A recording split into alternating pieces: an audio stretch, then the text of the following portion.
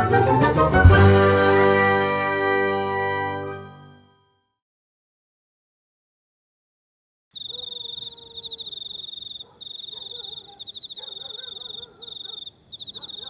তুই থাম তো, তোর সবেতেই অবিশ্বাস।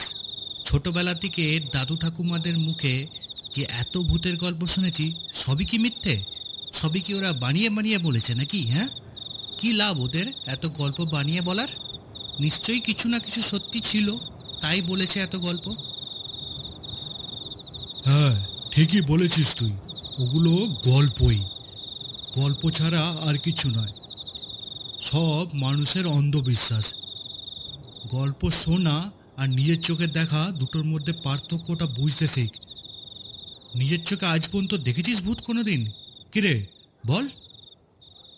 আরে ভূত টুত কিচ্ছু নেই, ওই সব পুরনো যুগের মানুষদের মন গড়া গল্প সব, বুঝলি? তখন কারেন্ট টারেন্ট থাকতো না, করার কিছু থাকতো না, ওই দিনরাত অন্ধকারে থাকতো, আর মাথায় এসব ভূতের চিন্তা ঘুরতো।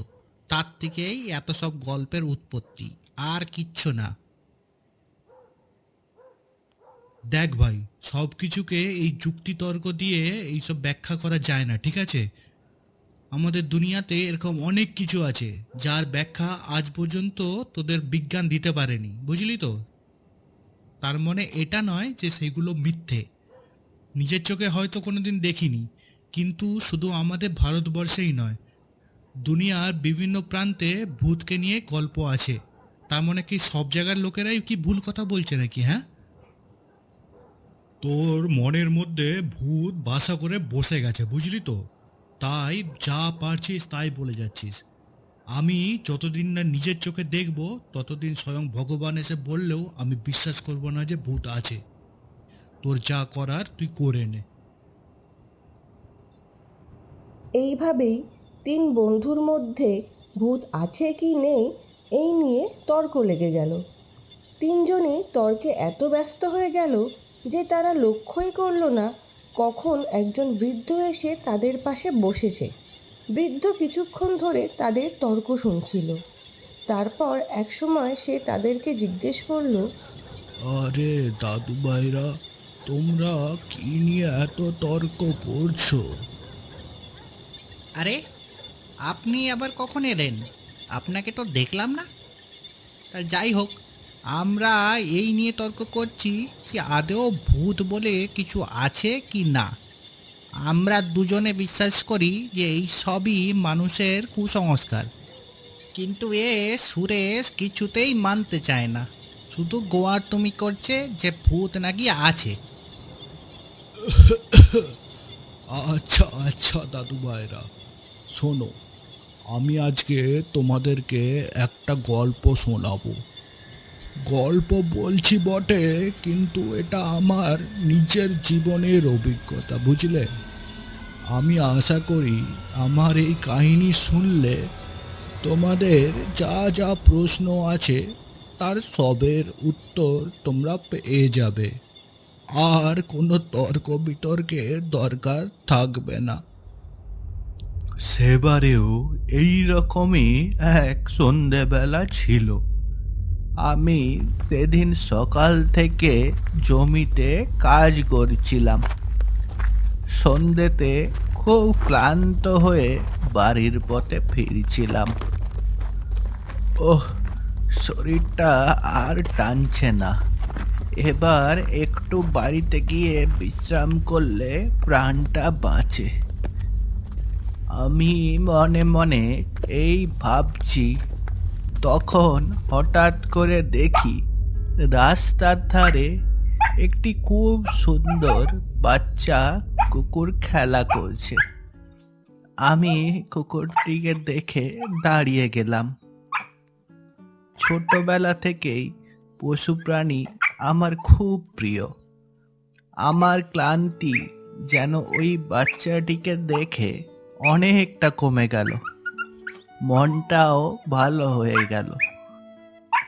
তখনই অপর দিক থেকে আমি একটা গাড়ির আওয়াজ পেলাম। দেখলাম একটি অটো খুব জোরে এগিয়ে আসছে ওই বাচ্চা কুকুরটির দিকে। আমি ভাবলাম ও নিশ্চয়ই দাঁড়িয়ে যাবে, কারণ রাস্তাটা অতটা চওড়া না যে পাশ কাটিয়ে যেতে পারে। কিছুক্ষণ পরেও অটোটি কিন্তু দাঁড়ালো না, একই গতিতে এগোতে থাকলো ওই বাচ্চা কুকুরটির দিকে। এবার আমি ভয়ে মরিয়া হয়ে উঠলাম, কি করব বুঝতে পারছিলাম না। এবারে অটোটি একেবারে কুকুরটির কাছে চলে এলো। তখন আমি আর কিছু না ভেবে ঝাঁপিয়ে পড়লাম কুকুরটিকে সরানোর জন্য।